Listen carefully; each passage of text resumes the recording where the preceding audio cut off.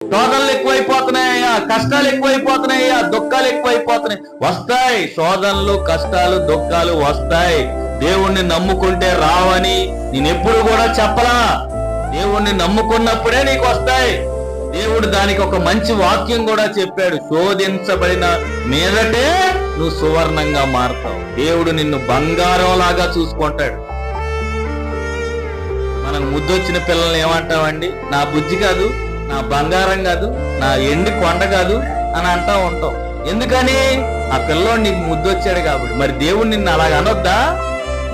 అనొద్దా చెప్పండి? నువ్వు బంగారం లాగా దేవుడికి కనపడాలా లేదా?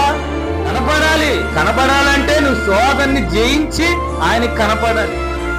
శోధన జయించిన తర్వాత నువ్వు ఆయనకి కనపడితే ఆయన అంటాడు అప్పుడు, నువ్వు సువర్ణంగా మారావమ్మా, సువర్ణంగా మారావు తల్లి, నువ్వు సువర్ణంగా మారావు.